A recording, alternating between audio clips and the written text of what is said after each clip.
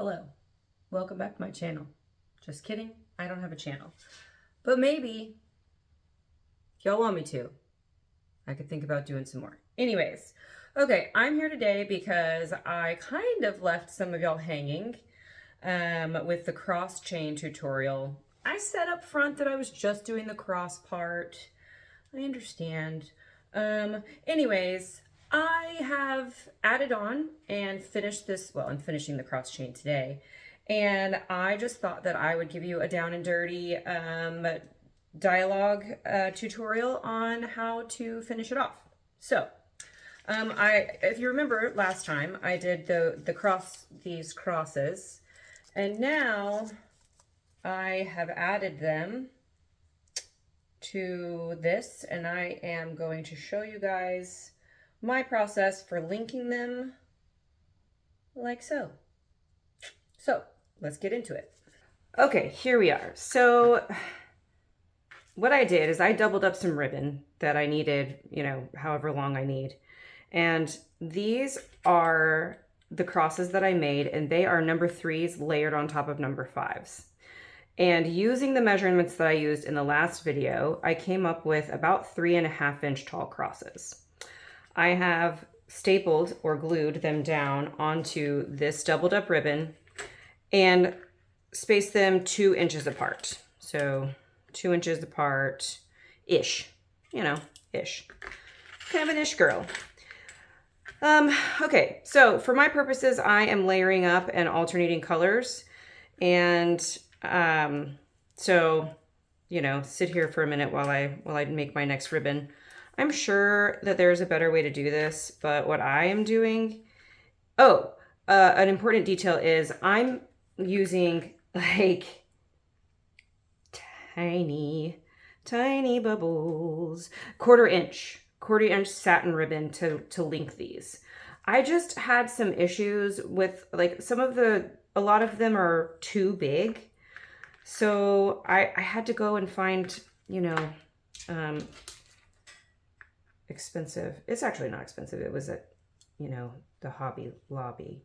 Anyways, okay. So like I said, I'm sure there's a better way to get these welded together, but for now, for today, I'm just hot gluing this guy down. And I've got this stuff, but it's a little too wide. So we're just rolling with the hot glue, Me and hot glue, we go way back. So, dance with the one who brung you, I think is the way that the saying goes. At least that's what my daddy said. Anyways, so, oh dear. My nail lady's gonna be so upset with me if I can't get all this off. Anyways, okay, so here we go. So we're glued down. And what I have here is 9 inches of ribbon. So if these are 2 inches apart, I'm using 9 inches of ribbon, and it might be a little too long. This one is a little too long for my taste. It's a little bit too bubbly compared to this one. I like how sleek this guy is. So since I already made that guy and I'm pretty unhappy with it, maybe let's just cut off like 1/4 inch. Which probably isn't enough, but okay, so we're rocking with 8 1/4. And it's just an infinity loop, you guys, which I'm sure if you guys are making these, you already know how to do an infinity loop. I'm gonna feed it through the top cross and then obviously cross it over. So the way that I'm gonna get this, again, seamless look, is I'm going to feed it through this bottom cross's top. And I am then going to offset it so that I can kind of get my hands on it and work with it a little bit. And I'm going to use my staple gun, handy dandy P3, to get this guy together. I've tried using hot glue, and I think that it adds to the oomph of the ribbon in this case. So, try it out. If it works for you, that's great.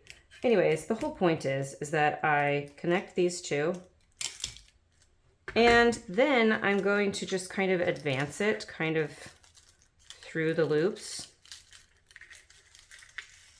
until the business is hidden.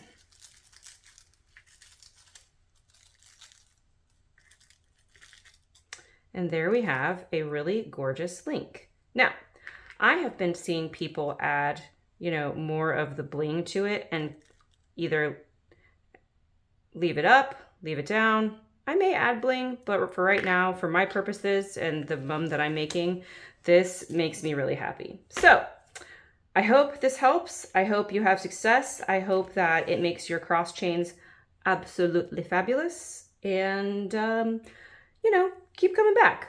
Like, subscribe, comment, share with your favorite crafty friend. All right, for now, keep crafting. Bye-bye.